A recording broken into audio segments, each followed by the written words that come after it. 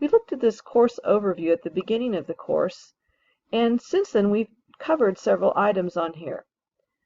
We have looked at how to collect data using surveys, observational studies, experiments, and so forth, and we then have learned how to take that data and make graphs and charts, calculate various statistics to help us draw some information about the situation that this sample represents. But in order to use this sample to make some fairly strong inferences about our population, we're going to have to rely on statistical theory, which is based on probability. So Chapter 5 is about probability, and we start out by talking about simulations. Simulation is a powerful tool for modeling chance behavior. With it, we create sampling distributions, which then tell us the probability that an event occurs just by random chance. Later, then, we'll use sampling distributions to help build statistical models, which are used for inference. So let's start out by looking at a particular event, which we are going to model using a simulation. On page 288 in your book, we see an activity called the 1 in 6 wins game. So let me read you what this is about. As a special promotion for its 20-ounce bottles of soda, a soft drink company printed a message on the inside of each bottle cap. Some of the caps say, "Please try again," while others say, "You're a winner." The company advertised the promotion with the slogan, "1 in 6 wins a prize." The prize is a free 20-ounce bottle of soda, which comes out of the store owner's profits. 7 friends each buy one 20-ounce bottle at a local convenience store. The store clerk is surprised when 3 of them win a prize. The store owner is concerned about losing money from giving away too many free sodas. She wonders if this group of friends is just lucky or if the company's 1 in 6 claim is inaccurate. In this activity, you and your classmates will perform a simulation to help answer this question. For now, let's assume that the company is telling the truth and that every 20-ounce bottle of soda it fills has a 1 in 6 chance of getting a cap that says you're a winner. We can model the status of an individual bottle with a 6-sided die. Let 1 through 5 represent "Please try again," and 6 represent "You're a winner."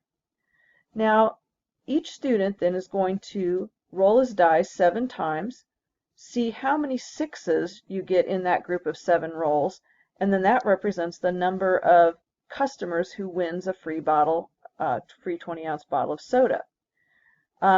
Alternately, we can give each of you 7 die, and you can just roll them once and see how many out of a group of 7.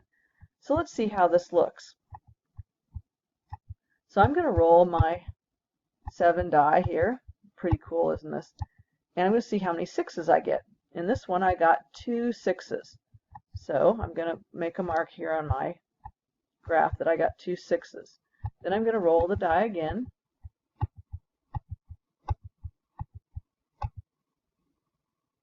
And this time I got 1 6. Now, if we repeat this process 40 or 50 times, we'll end up with a graph, which is the sampling distribution of all these samples that we've taken.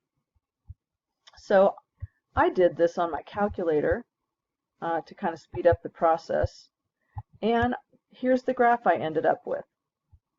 And I can just show you really quickly how I did this. I did random int 1, 6, numbers from 1 to 6, 7 numbers, and I counted how many 6s I got.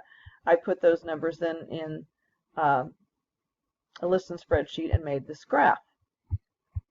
So let's look at what this graph tells us. So I'm going to go to the graph here. Okay.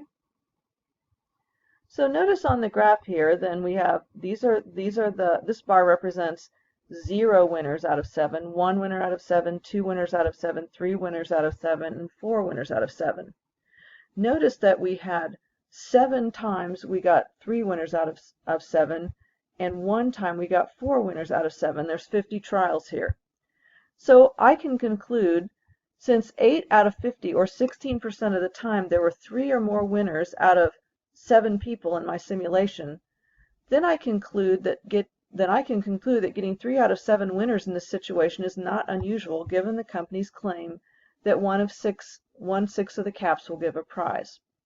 So what I want you to notice here is This is a sampling distribution of the simulation of repeatedly randomly selecting randomly selecting 7 bottles of pop and seeing if one is a winner using dice.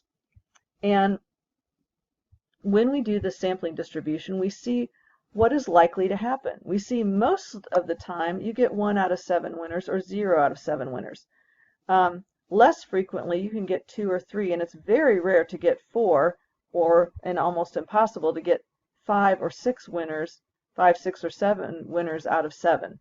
But it's not all that unusual to get 3 winners out of 7. It doesn't happen as many times as 0 or 1, but it does happen often enough that we can't say that there's any problem with that.